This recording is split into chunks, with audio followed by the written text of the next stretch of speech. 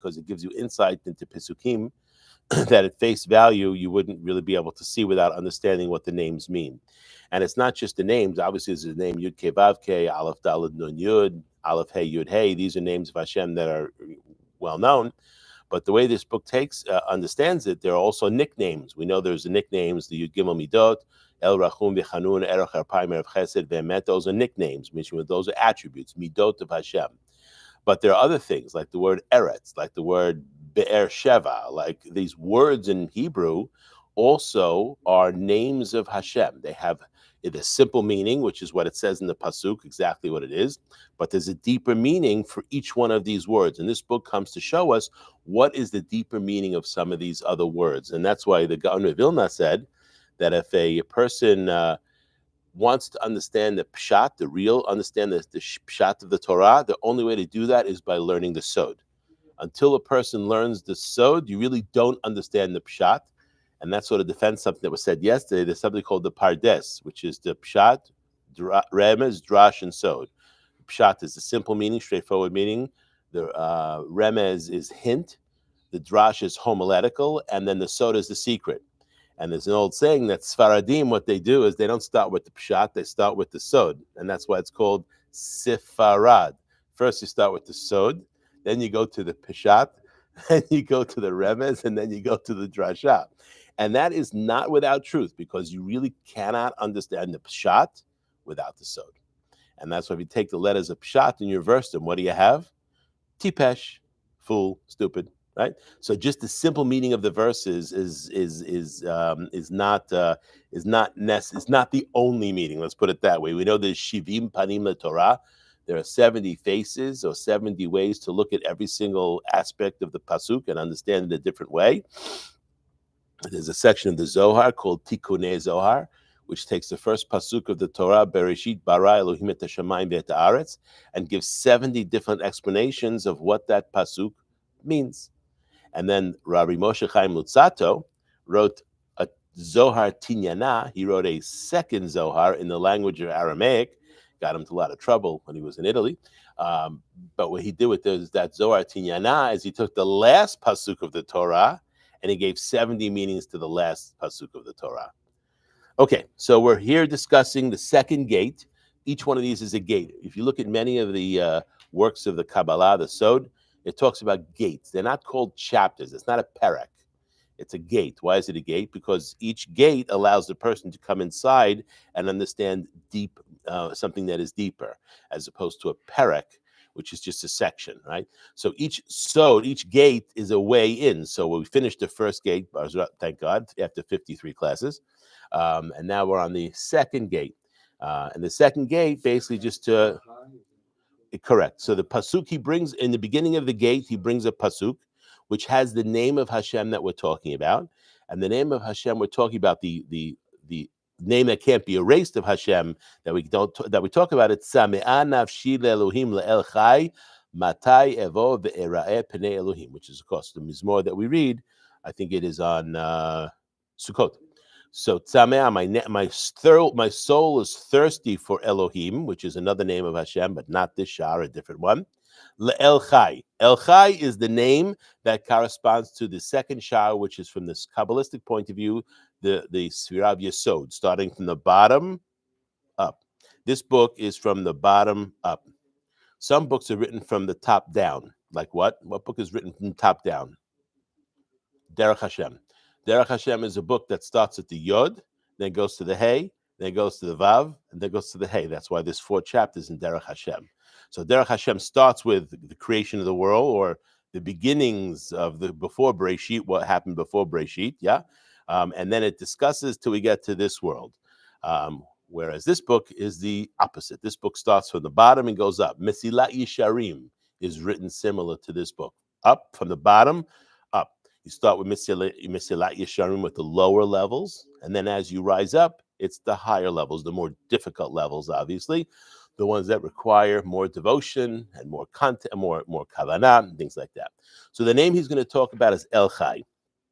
So where we left off last week was in this book. What we're using is called Hakdamot Usharim, the book from Sefer Shaare Orah, but it's an explanation on the bottom. And what the rabbi brings here, his name is Rav Bornstein, I think his name is. I want to double check. Epstein, I'm sorry. Ben Zion Epstein. And what he does is he brings other books of the Kabbalah and other books that discuss what Rabbi Gikatilia, who's the author of the Shaare Orah, is talking about. This book was written around the 13th century, in the middle of the 13th century, 1240, 1250, something like that. Rabbi Gikatilia was a contemporary of the Ramban, Nachmanides, around the same time as Ramban. I'm not sure they knew each other, but Rabbi Gikatilia wrote this book, and Arizal says that out of all the Rishonim, the only books that we should study is Shaare Orah and the Perush of the Torah for the Ramban, from a Kabbalistic point of view.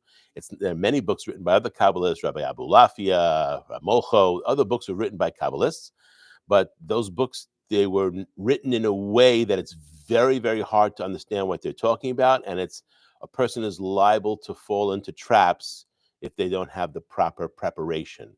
But these two books, the way they're written, is proper, so even people who are not necessarily initiated to that level can get an appreciation of what he's talking about and not come into a situation where it's a mistake. Okay, so it says over here, he says over here that that the midah, which is El Chai, draws from Chesed. When it's drawing from Chesed, Chesed, of course, on the Sfirot is on the right side. There are three kavim. There's the right kav, the right line, the left line, and the middle line. If you think about the way the Sfirot are drawn up, you have Keter on the top, which is in the middle. Then you have Chokhmah, which is on the right. You have Binah, which is on the left. Things on the right are Chesed. Things on the left are Din. And things in the middle are Rachamim, mercy. Then if you go to the next one down, you have Chesed, right? Givurah. Then you have Tiferet, which is in the middle. Then you have Netzach, which is in the right. Hod, which is in the left. Yesod, which is in the middle. And then Malchut, which is in the middle, the lowest one. And so if you think about the middle line, you have Keter, you have Tiferet, you have Yesod, and you have Malchut. So now when you're drawing from the right side, which is Chesed, when the Yesod is being influenced by Chesed, then goodness and Shefa is coming to the world that is desirable, okay? When the Jewish people are not behaving properly and they're causing there to be a closure of the pipes from the right side, that allows the left side to predominate. And so then the Yesod is affected by the left side, which is Din, which is judgment, which is often not so pleasant. Okay, it's still good, as we discussed last week. It's still Tov. Everything that comes from Hashem is Tov. There is no bad that comes from Hashem, at least not directly. Bad only comes from what's called the Sitra Achara, which is the other side, which is the Chitzon, which is the outside. And that's a result of the Shvirat HaKelim, the breaking of the vessels, which we'll talk about another time. So here in El Chai, what he's saying is that's Nikra Chai. This Sfira has name Chai. What is Chai? Life.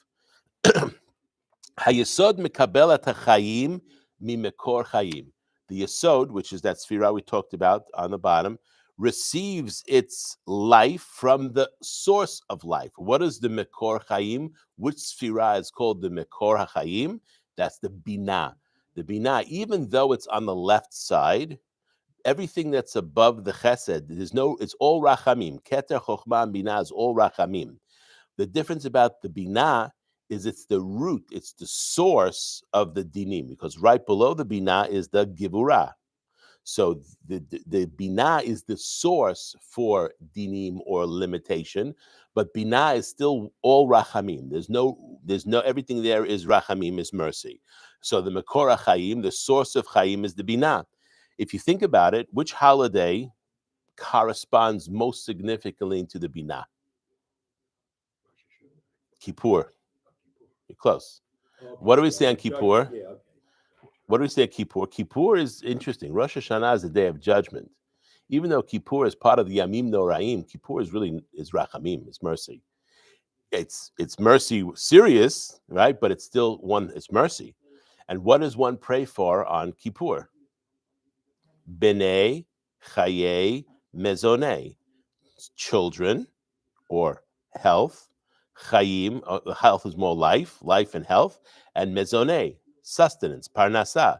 Those are the three things that a person from Rosh Hashanah to Kippur, but the end, Kippur, that's where we're really trying to access those. Those things are called the Mekor HaChayim. What's the source of life? B'nei Chayei Mezoneh. Yes? It comes from the Mekor HaChayim, which is the Binah. And why the Binah? The Binah represents feminine. And what was Chava called? Why was she called Chava? Em Kol Chai, right?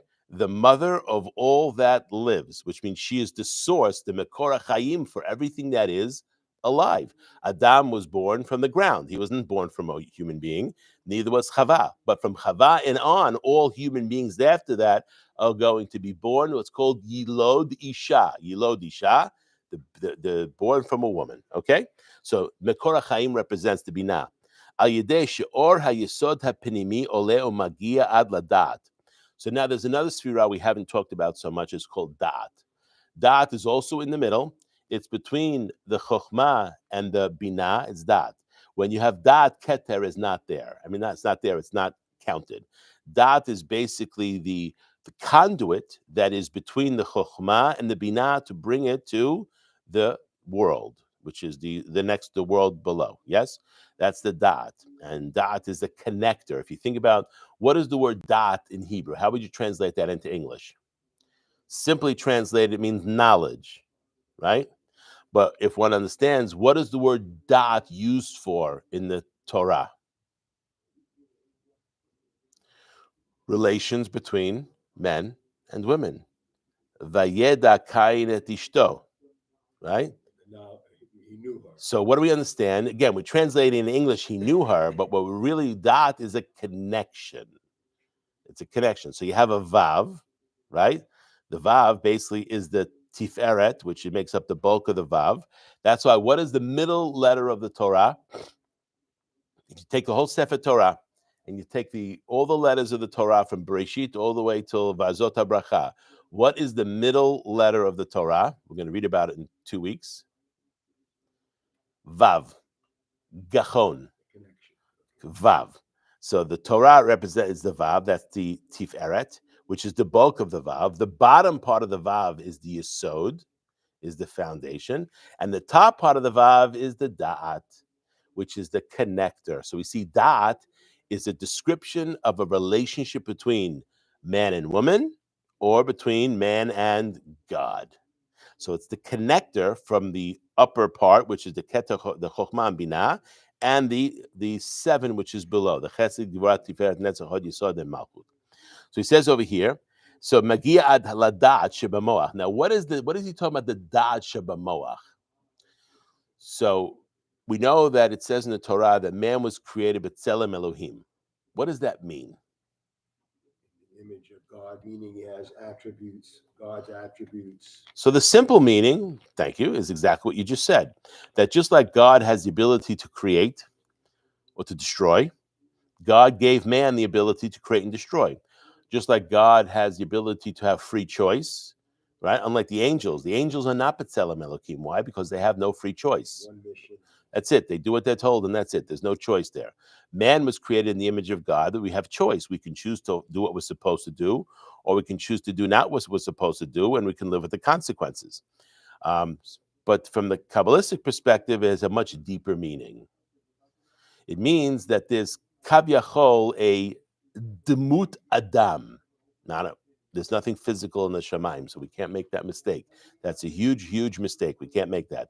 The Shemaim, the spiritual world, has no physicality at all, unlike the 2.5 billion Christians that think it does. There is no physicality to the spiritual world. But what we do is we learn from the physical world, we can get a picture of how things are in the spiritual world. Because the way the physical world was created, it was in the image of the spiritual world. So just like we have the 10 sfirot, the Keter represents the skull. There is no skull in the Shamayim. But if we think about our body, our body has we can think about the sfirot as a representation of our body. How? The Keter corresponds to the skull or the head. The Chokhmah corresponds to the right brain.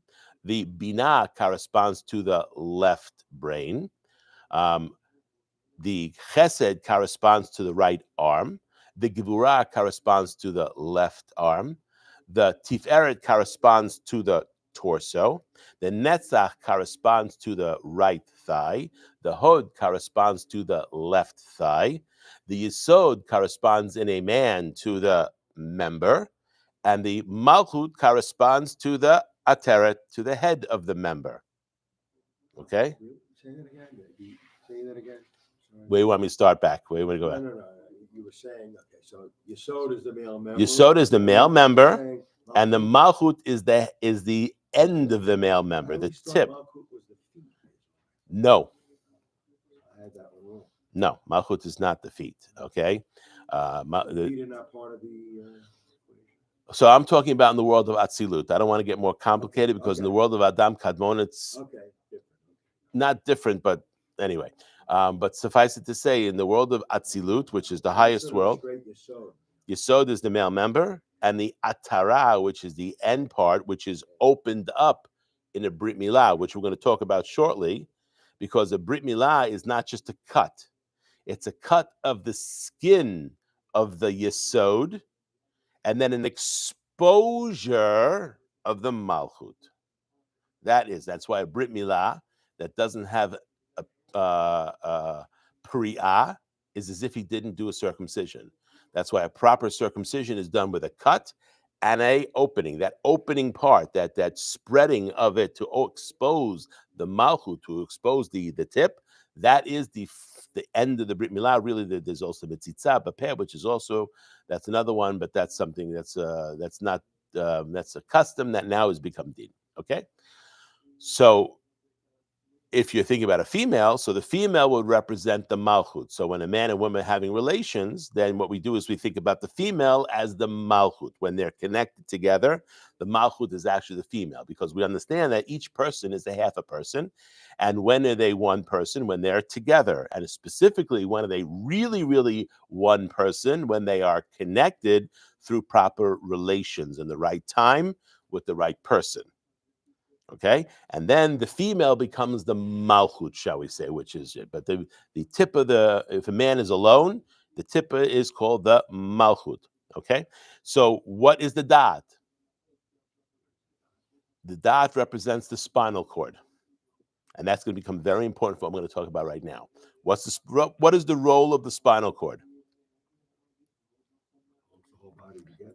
Mm-mm. No? I mean, yeah, a little bit. I guess you could say a little bit, but really, it's the muscles that are along the spinal cord that help it a lot. But what is the function of the spinal cord? What is this? Or the communication. Correct. The spinal cord is a nerve. It's a nerve that connects the brain to the rest of the body. So the brain is, shall we say, the computer, right? And the spinal cord is the cables that then lead to the various areas of the body. That's why it's referred to, the da'at is referred to as the spinal cord, because it's the connector between the thoughts, and the actions. Okay? So continuing on. So he says, so it says over here, the yesod hapnimi, the inner yesod, right? Ole umagia ad ladat, goes up to the dot, through the tiferet up to the dot, right? Okay. Continuing on. Shebemoach, the dot, where does the spinal cord start? It starts at the end of the brain, right? There's something, the brain has three parts to it. One is called the cerebrum, which is thought and behavior. One is the cerebellum, which is balance. And then the other one is the medulla. The medulla is the brain stem. And there are 12 cranial nerves that come off the medulla. And right below the medulla is the spinal cord. Okay, continue on. So it says over here, because the dot is kavyachol in the moach. Remember, it's a connector. So it's touching the moach, which is the brain, but brings the signals down to the rest of the body from a anatomical point of view. That anatomical representation is exactly how one can understand how the spiritual world works. Once again, there's no spinal cord in the Shamayim. There's no skull in the Shamayim. These are all what's called mishalim. These are parables. So when we look at the body, because we think of something physical, it helps us to understand spiritual representations that are not physical. Okay? And from there, what happens is brought the chayim by way of the spinal cord outside. What's he talking about? What's he talking about? So, thank God I studied anatomy a couple of years ago. And what he's talking about is, what does it mean chutz, outside? What does it mean chutz? Life, we talked about one of the three things we pray for on the holidays is children. How are children born? Through a man and woman getting together, having relations. And then the man sends something into the woman that goes outside of him into her. Well, how does that work? So here, this book, these things were written, 800 years ago, 900 years ago.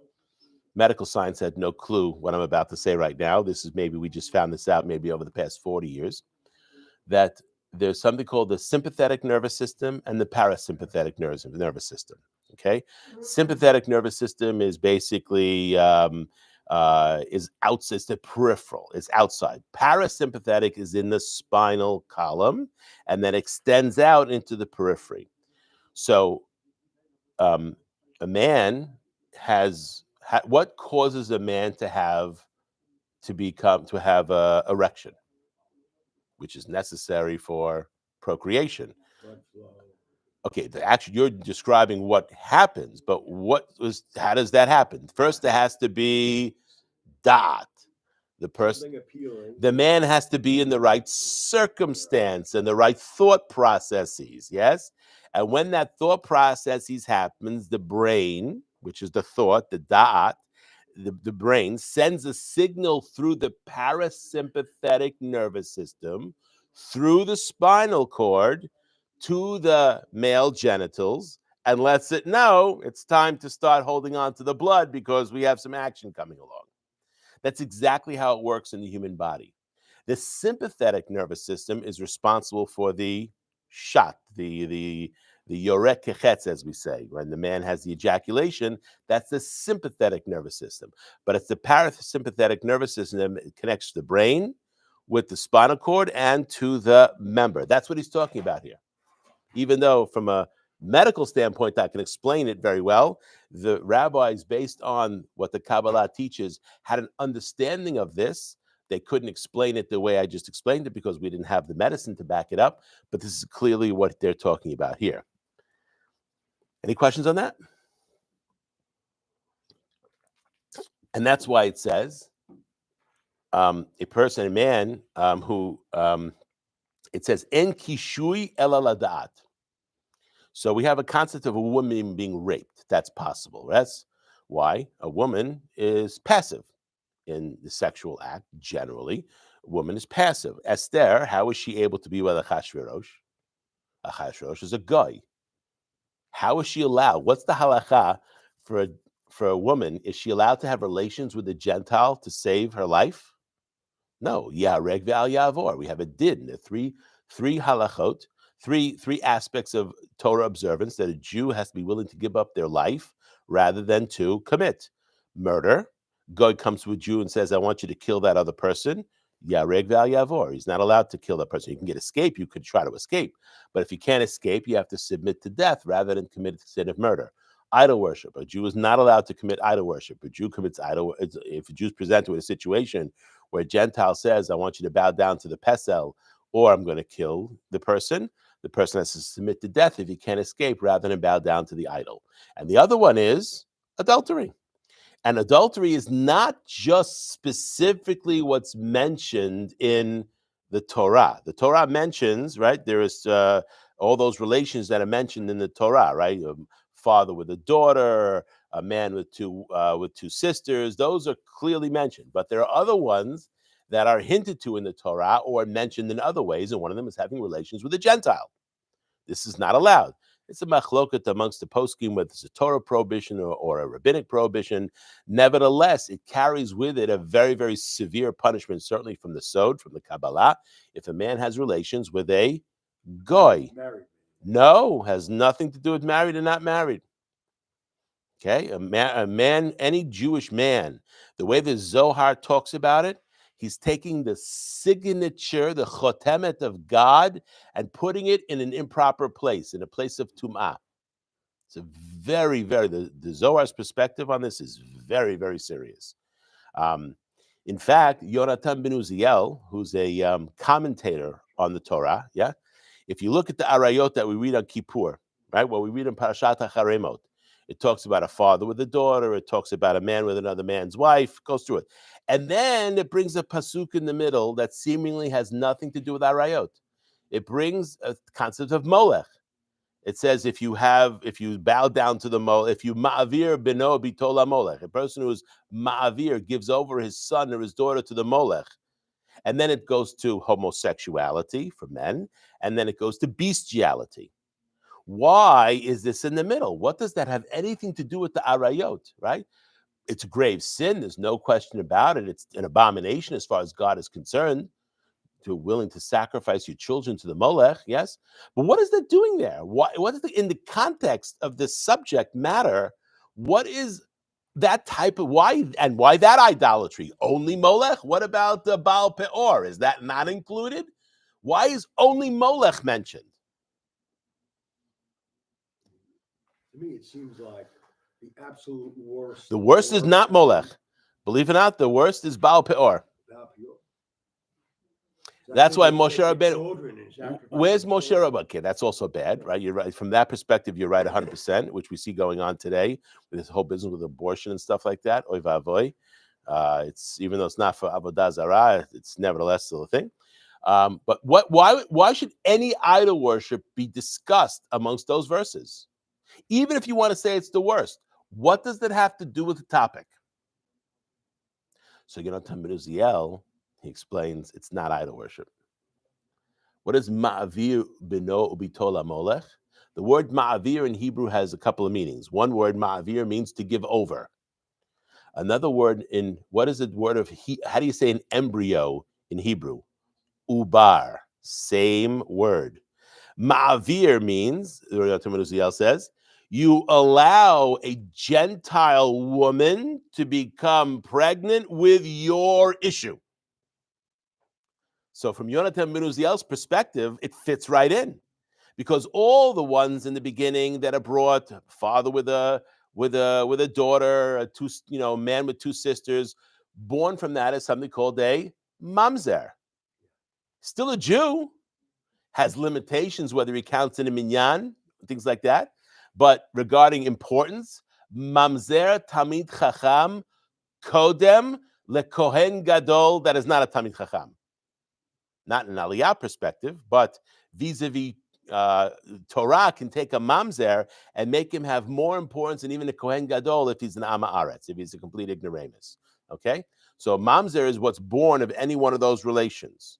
Okay, so it has even though these are terrible things, very, very serious sins, punishable by death in the Torah and all kinds of other terrible things from the Kabbalah, they all have something in common. It's still man and woman, even though it's not allowed. It's man and woman. Once now, what happens? Now you get to Ma'avir beno bitola molech. What's the problem there? If we understand that is talking about relations with a Gentile, what's the difference? It's worse. Why is it worse? Because what's born of that is not a Jew. It's a Gentile. That's called bat el nechar, a person who has a child with a woman that is not Jewish. The child, it's still a problem from the Zohar's point of view. You're putting the signature in the wrong place. Any one of those arayot, also a big problem. But if you look at and then what's the next thing afterwards? Homosexuality. What's the problem with homosexuality? Homosexuality is no child can be born at all, right? But you're still with your own species. Bestiality is the lowest one. Why? Because not only can no child be born, but it's relations with not your species. Okay? So from Yonatan ben Uziel, the way he explains that pasuk, it fits perfectly. Okay. I don't know how we got onto that topic. Okay. Just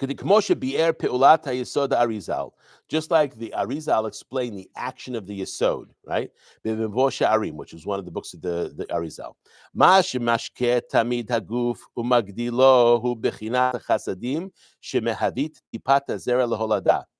What gives mashke, what gives sustenance to the body and raises it up is from the chasadim, from the right side. This is what gives sustenance. Parnasah is from the right side. The dinim is a limitation of parnasah. It's limitation of sustenance. Yes, and the right side, he's basically said from the chesed is where the tipat zera comes from. Comes through the right side, at least from a spiritual point of view. Medically, it's from the both. It could be parasympathetics on both sides. Okay. Continuing on, the shosham moshavam hamidat, and their source is the dot. What's the dot? Oh, I know I brought up enki shui elaladat. So I was talking about a woman can be raped. Yes, look, Esther. So what does it say about Esther? The Gemara says, well, how is she with a goy? How is she with a goy? How is this allowed? Okay, it calls her karka olam, which means she laid down. She didn't do anything. She didn't basically have any action. She was passive, and it was like Achashverosh was raping her. When Mordechai tells Esther to go to the king, even though he didn't invite you, what's Mordechai asking Esther to do? Not just to, but to go be with him, relationship-wise, voluntarily. And that's why Esther was reluctant to do that, because the entire time she'd been sleeping with Achashverosh, she was passive. Mordechai is telling her to go and be active, to go and look for it, right? This is now issue of arayot. So there's no concept of rape of a woman. Why? Because she can always say, I was passive. But the halacha is en kishui elaladat. For a man, there is no such thing as rape, at least not active. On the backside, that's different. Okay, a man could be raped from the back. But if a man is having relations, he can't say, well, I raped her. I'm talking about going the normal way, right? Not the other way, right? He can't say. Why? Because once he has an erection, what does that mean? His dot is there. So there's no concept of a man raping a woman if he basically has an erection. You follow? And that's why it says enki, the language of the Gemara, enki shui, there's no stiffness, elaladat, except it has to be with thought, which means if the man is thoughts are where that is, that's going to cause there to be kishui. And that's why the Gemara says a man cannot say he was raped. If a woman went on top of him and forced herself on him, he can't say he was raped. Why? Because if he was hard, what does that mean? Or he didn't initiate, but it means that his mind was exactly. En kishui eladat. Now you take that out, the sod that fits 100%. The kishui comes from the dot. That's what he's saying here, from the sfira of the dot. So you see, when a person studies the Kabbalah, not only do we have a better understanding of the Tefillah, not only do you have a better understanding of the Tanakh, you have a better understanding of the Mishnah. You have a better understanding of the entire Torah Sheba'al Peh, because the Torah Sheba'al Peh is talking about the topic it's talking about. But there are other things that are mentioned there. If you look at the bottle of Keter wine, it says that we should be zocheh to have the Mashiach come so we can drink the wine from grapes that were from Sheshet Yemei Breshit. What is that talking about? What does that mean? That there are grapes where the wine was stored in the grapes since the 6 days of creation. I mean, grapes don't last that long, even under the best of circumstances. Wine, for that matter, I'm not sure if it wasn't protected, how it lasts that long. What is that talking about? It's a midrash. What does it mean when the Mashiach comes, we're going to drink this wine that was stored ba'anavav, stored in the anavim, in the grapes, since the Sheshet Yemei Breshit? So what that's talking about is an aspect of the sod, okay, the secret. That all the sod that we have, if you look at the Zohar, what is it talking about? It's based on the Tanakh. Zohar Breshit, there's Zohar for Shmot, Vaikra, Bemidbar, Dvarim. There's Zohar for other books of the Tanakh, like Shir HaShirim and things like that. But the Zohar is all based on the written Torah. There is no Zohar for the oral Torah, at least not yet. It's not that it was revealed to Moshe Rabbeinu, but it has not been revealed to any human being until the time of the Mashiach. And that's why Yain? Yes, why Yain? Yain, what's the gematria of Yain? 70. What's the gematria of Sod? 70. Right? What does this say in the Torah? In the rabbis tell us in the Gemara, Nichnas Yain Yotze Sod. Now, the simple meaning is when a person drinks, they're disinhibited, and they're more likely to tell things that they really shouldn't be telling to other people in a public way. So that's the pishat. But what's the deeper meaning? Nichnas Yain Yotze Sod, which means what? Yain has the way to bring out Sod, secret. So the secret that has not been revealed, not the Arizal and not the Rabbi Shimon Bar Yochai, the secret, or maybe they knew it, but they didn't write it down. They couldn't reveal it to anyone. It's called, in some place it's mentioned, it's Torah Chadashah. There's no new Torah. The Torah doesn't change. But there's going to be an extra revelation which has not been revealed. That is the Sod on the Mishnah. The Sod on the Mishnah. So when we study the Mishnah, we don't realize contained within the Mishnayot is also Sodot. There's a simple meaning the Mishnah is talking about, which is the halachot, but there's another level to the Mishnah that we have no access to yet, and that's the Sod. Incidentally, there's this very famous Maisa in the Gemara, which is related to the holiday of Purim, which Be'ezrat Hashem will be next week. Then you can go if you have to. Okay? All right. So what does it talk about? It talks about there were two rabbis, forgive me, I forgot their names, two rabbis that decided to have a Seudah Purim together, right? So they get together and have a Seudah Purim, and they were drinking Yain. By the way, Purim is not about scotch and vodka, and Purim is about Yain. Leave sume beyayin, right? A person should have Yain, not why dafka Yain. First of all, the Megillah talks about mishteh Yain, right? But let's understand it much deeper. So these two rabbis were having a Seudah Purim, and one of them got up and killed the other rabbi. Imagine that, okay?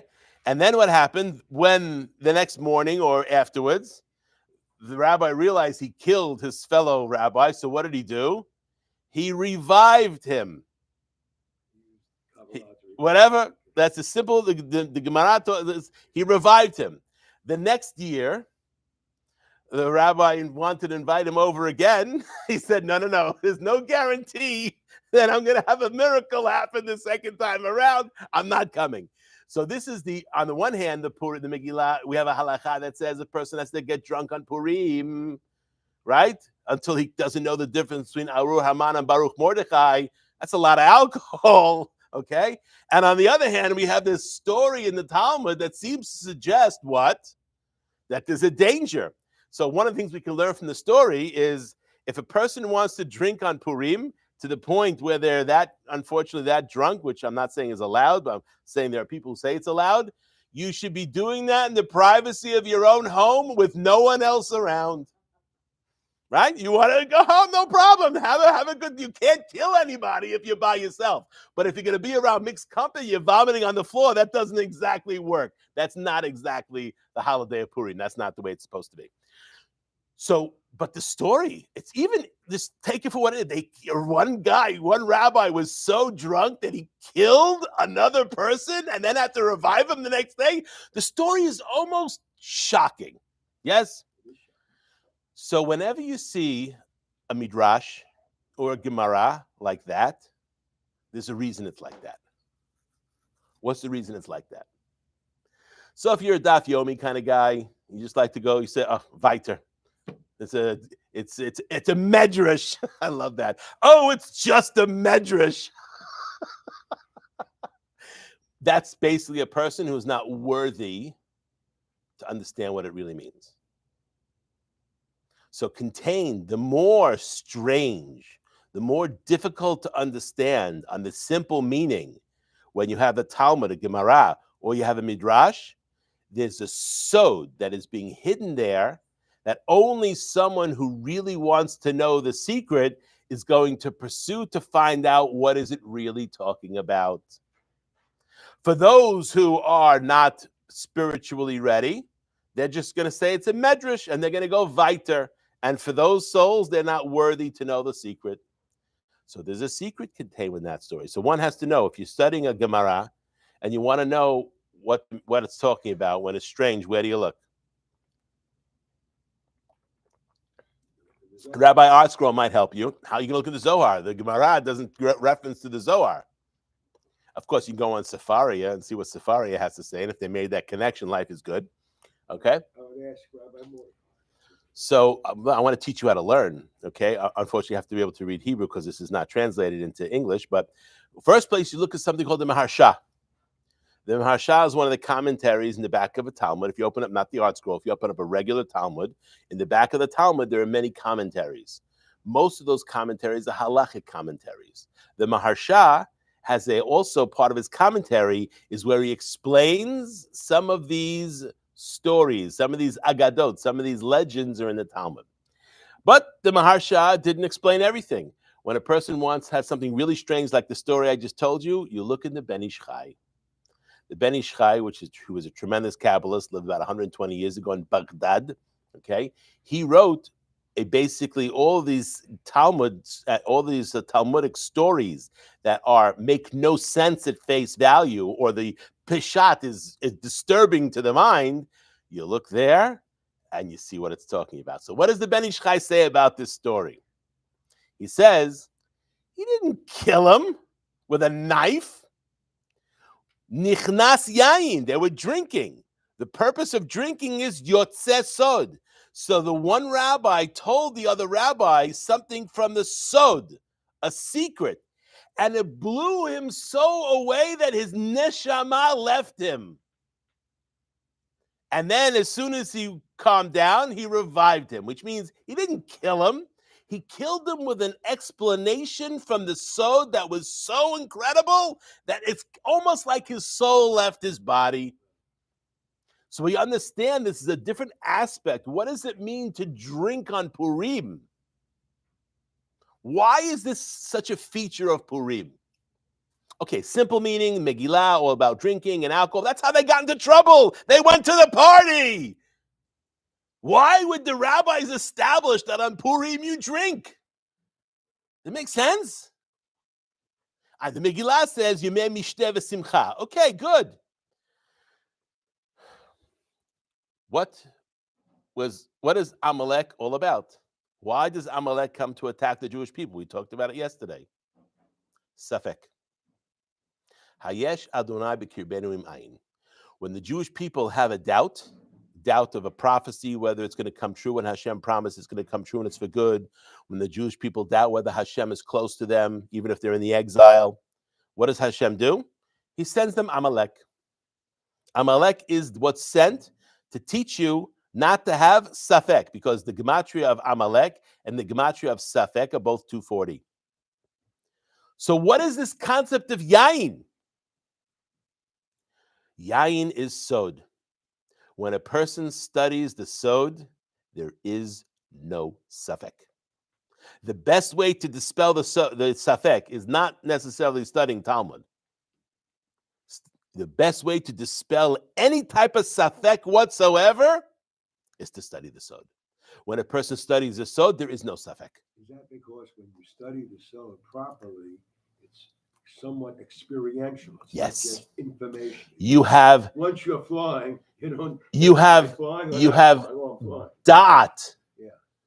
Remember, there's emunah and there's dot, right? Every Jew has to believe in God. But not every Jew has the mental capacity to have the same level of dot of God. Everybody's given different tools when they're born.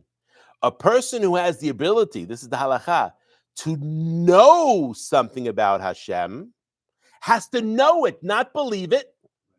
Experience. Belief is relegated to a place where either it's unknowable to any human being or it's not knowable to me because either I don't have the spirit, the intellectual ability, the spiritual ability, or I haven't yet studied it yet. So that's where belief comes in. But when a person safek, doubt, it only rocks belief. It doesn't rock dot, ever.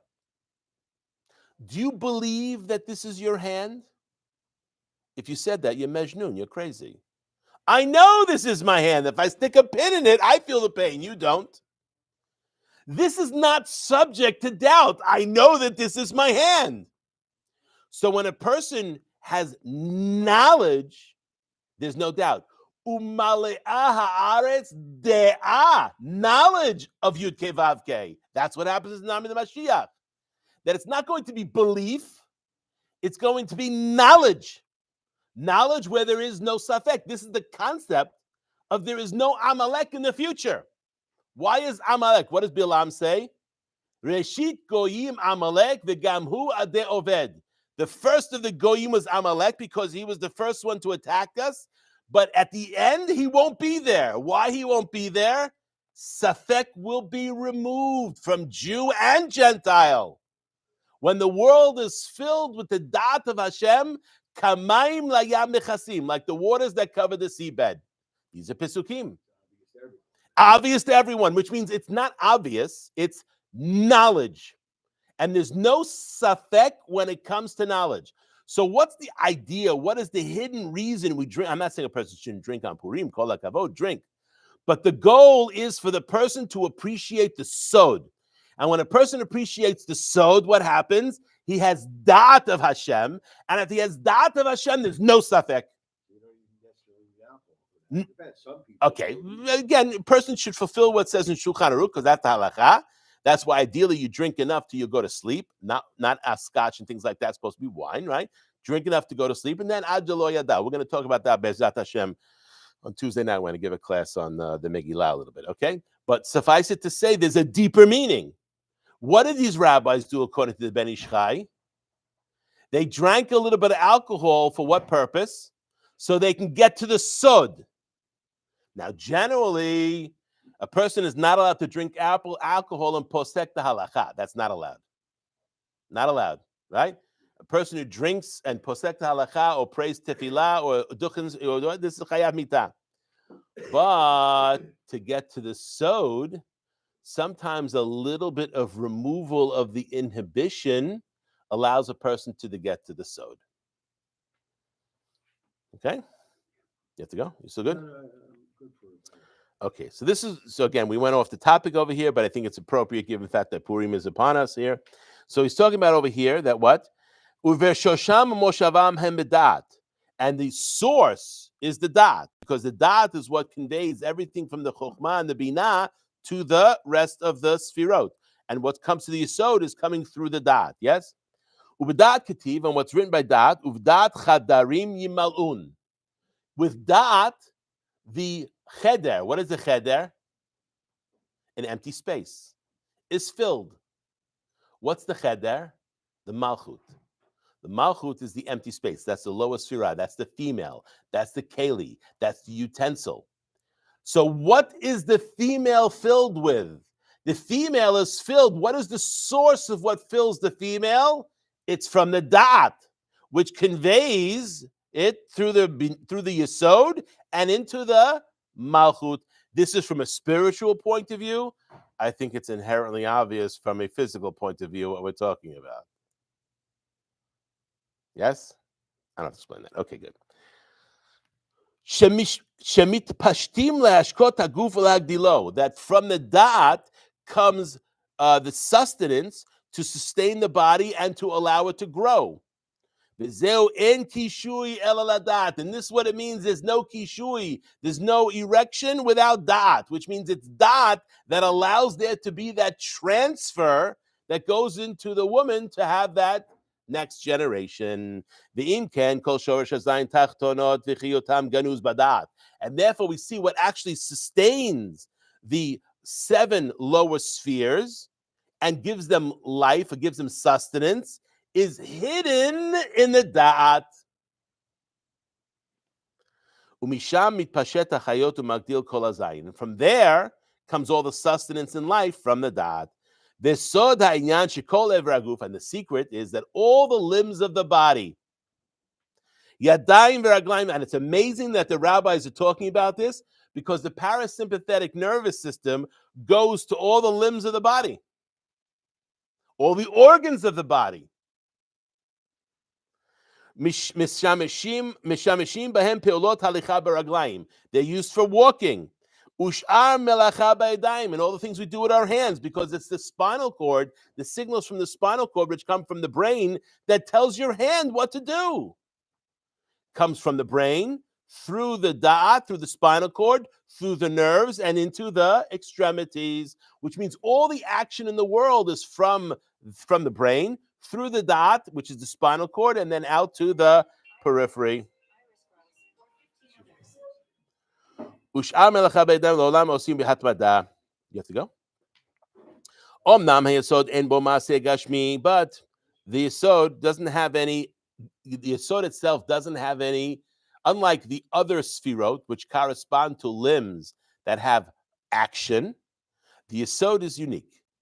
The Yesod corresponds to what? Corresponds to the male member, yes? Meaning what? Ela Ruchani, it's only spiritual. How? Ube'et ha'katzuv mizman lezman, from time to time, ve'eno ela ever met. Most of the time, the limb inside a man is dead, hopefully, which means he's not interested right now. He's studying Torah, he's at work, and things like that, yes? Which means the Yesod, most of the time, spends its condition met, which means not erect. Rak b'shat hazivug, only in the time of relations is what? Is there hardness, kishui. Shekol mitziyutuhu besod ruchaniyut, because all of the mitziyut of the Yesod is only spiritual, not physical, because the Yesod has no other physical function other than procreation.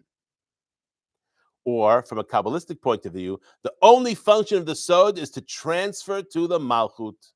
That's the function of the Yesod on the spiritual plane. That kli shelo eno meshamesh ela kabela or levad, and the utensil of the Yesod, which is the Malchut, is only there to receive the light, to receive the shefa, la'asot hazivug, to make the connection, to make the relations. Velazeh yesh lo koach la'alot demala b'dat atzmo. And that has the ability to go up to the dot. So we see the reason why the Torah says dot is relations between man and woman. That's exactly what it is. Knowledge is really secondary. The real meaning is talking about as a zivug. And that's why Rabbi Tovia Singer said, if you want to understand Hebrew, because languages evolve over time, even through the Tanakh, we can see the Hebrew language evolve to a certain level, yes? When you want to see the original meaning of a word in Hebrew, what do? You look at the first place it's mentioned in the Tanakh. Understand what it means there. That's the original meaning. Where's the first place dot is used? Relations. Or specifically, the one before that, Etz Hada'at Tov Vara, which we discussed previously. It's called Etz Hadat. What does it mean, Etz Hadat? The tree of knowledge. What is Tov Vara? Maybe we'll talk about that next week. I don't want to bring it up. How could they're opposites? Tov and Ra are opposites. How could you have a tree of knowledge of opposites? If it's Tov, it's not Ra. If it's Ra, it's not Tov. We'll explain that. But it's Etz Hadat. Tov Vara are the manifestations. But the Etz Hadat is itself Etz Hadat. It's the Etz of connection, which means what? How is the person connected? Are they connected to the right side so they get the chesed? Or are they connected to the left side so they get the din, which is Ra vis-a-vis the chesed. It's not real Ra because it's still coming from the source. It's still coming from the Ein Sof. The only real Ra what comes from the side, when it comes from the chitzon, the sitra achra. We talked about that last time, okay? Shekol neshamot ha'olamot megalim bo. All of the souls of the world are revealed there. Where? In the da'at. V'hu oleh morid lahem mishosham shebedat. And they're released from the da'at. That's the start, right? That's the machshava, but then through the da'at, okay? Umashpia behem lamata yedei nekeva, and they're influenced through the nekeva, they're influenced through the female, which would, and thing in this situation would be the bina. The biur kol tafkido shel yesod, the entire role of the yesod is what? Limshoch et hachayim, to extend or to drag life. When the member is doing its action, the only action it has is procreation. The way it functions, then it's alive. The rest of the time, the member is dead. It's not alive. It's not hard. It's soft, yes? Which means we understand that when Yesod is functioning, okay, that's when it's alive. Continue on. And that's because the Yesod goes up and drags the Chayim from the Da'at through the spinal cord. And how many bones are in the spinal cord? Now, this we have to talk about. Chai, 18. We'll see in a second how we explain this medically. Okay? Lashpia la malchut, to give influence to the malchut. And this is what it says, en kishui elaladat. So now let's understand what this means. So we already talked about the parasympathetic nervous system. That's the point. And then the sympathetic nervous system is the shoot. That's how we learn it in medicine. Okay? No problem, no problem. Listen to the rest of this. Have a good day. So the vertebra, he just said there are 18 vertebrae, right? So medically, we know there are more than 18. So how do we understand this? Okay, so first of all, there are 7 cervical vertebrae from the base of the skull, the first one, and then down to C7, which is the last one in the neck, right before it goes into the thoracic area. And there are 12 thoracic vertebrae from the thoracic, which is the top of the chest, all the way to where the bottom of the chest was the diaphragm, or in the back, the diaphragm goes lower. There we have 12. That together is 19, not 18. So how do we understand that? The first one is different. The C1, which is called the atlas bone, is very different. It has no spinous process on the atlas. All the bones have a stick out like this, except for the atlas. So perhaps it's minus the atlas, it's talking about just the 7 to 6 cervical vertebra and the 12 thoracic vertebra. That's one way to understand it. Another way to understand it is that, C1 has no vertebral body. It's not considered a chulya. That's what, so it says 18 chulyot. But there's another one. There are 12, we said, thoracic vertebra, and there are 5 lumbar, which the lower back is lumbar. There are 5. And then there's the sacrum. So if we start counting not from the neck, but we start counting from the chest down, there are 12 cervical, there are 5 lumbar, and there's 1 sacrum. Together, 18. So this is what the remnants, because the rabbis were experts at anatomy. We know the Talmud talks about how they became experts at anatomy. But it's discussed that they knew all the different limbs, and they counted them up and things like that, so they would know how many bones there were. So we see the Yesod is called Chai when it is functioning in its role. What's its role? Its role is to fill the Malchut with Shefa from the spiritual point of view. Besod Od Yosef Chai. And that's the secret when it says Od Yosef Chai. Why Yosef?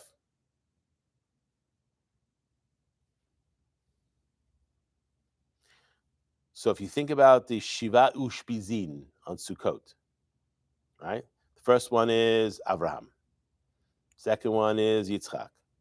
Third one is Yaakov. The fourth one is Moshe.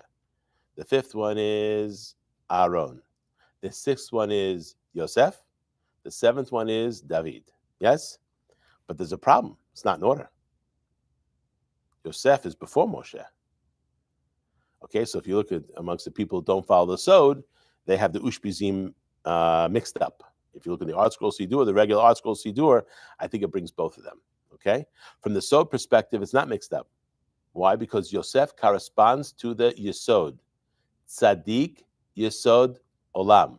What do you know about Yosef? We call Yosef Tzaddik. Why was Yosef a Tzaddik? More than, shall we say, Abraham, Yitzchak, and Yaakov, Moshe, and Aaron. Why was Yosef a tzaddik? Specifically in a sexual sin, that is correct, by the wife of Potiphar. So when Yosef resisted the temptation to be with the wife of Potiphar, he acquired for himself the title of tzaddik. Anyone who's moshel on his yetzer in that area, nikrat tzaddik.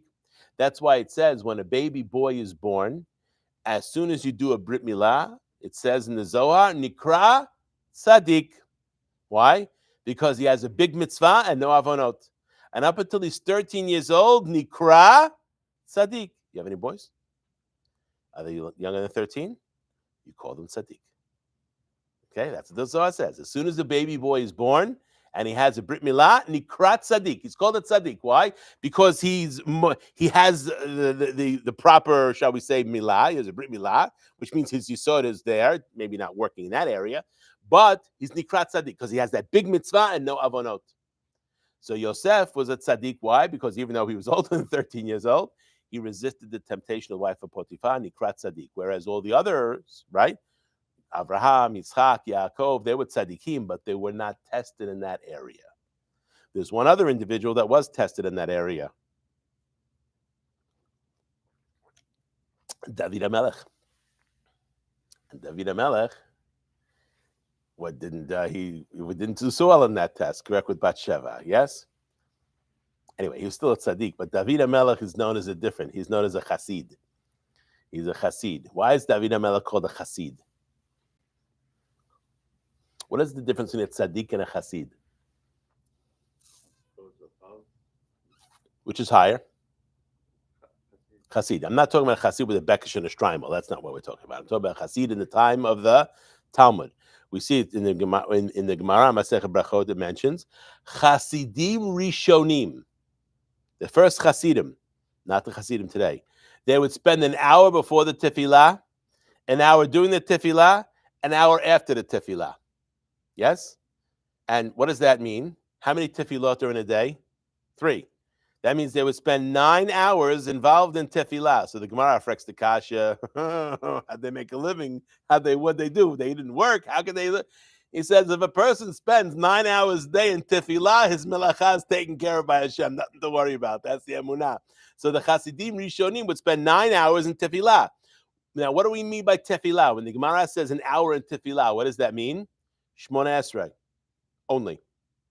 Means they spent an hour preparing for Shmona Esrei, an hour in Shmona Esrei, and an hour after Shmona Esrei.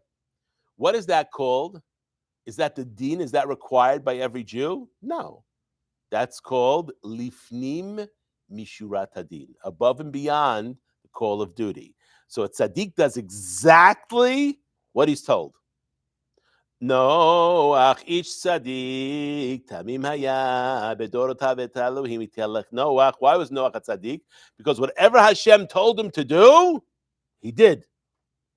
No questions asked. But he did not do anything above and beyond what Hashem asked him to do. That's why it says et Elohim hitalech Noach. Noach followed God. By Avraham, what does it say before he has a brit milah? Hitalech lefanai veyetamim. What is hitalech lefanai? Go before me. What does it mean, go before me? Lifnim mishurat hadin. That's why Avraham was ish ha-chesed. Avraham's quality was chesed, which is higher than a tzaddik. Chesed is above and beyond. But in order to be a chassid, you have to be in order to be a tzaddik, you also have to be, but especially a chassid, you have to be a tamid chacham. Why do you have to be a tamid chacham in order to be a chassid? Of course, you have to know, because sometimes a person might go lifnim mishurat hadin in this halacha, but is compromising in another halacha where he's going below what's required. So in order to be chassid, a person has to know the din. He has to know where it is. Yes? Tzaddik also, he goes exactly according to the letter of the law, but there's a higher risk if a person tries to go above and beyond the letter of the risk that they're going to subtract from someplace else. And that's why, what does it say, Pirkei Avot? En bur yerechet v'lo am haaretz hasid. A bur is a person who knows no Torah shebiktav and no Torah shebal peh. he can't have Yirat Shamayim. There's no way. He doesn't have Yirat. Where do you learn Yirat Shamayim from? You learn Yirat Shamayim from studying Torah. If a person has no Torah at all, he cannot have Yirat Shamayim. The En Am Aretz Chasid. What does that mean? Am Aretz is a person who just knows Torah she'bichtav. He doesn't know Torah she'be'al peh. He can't be Chasid. Why? Because he doesn't know the law. He doesn't know the halakha. Because the halakha that's written in the Chumash, the way the Torah presents it, sometimes we see it's lo tevashel gedi b'chalev imo. It's a lot more than just gedi and chalev imo and things like that. It's much more detailed than that. So we understand in order to be a Chasid, a person has to be Tamid Chacham. So how is David a Chasid? How is David HaMelech a Chasid?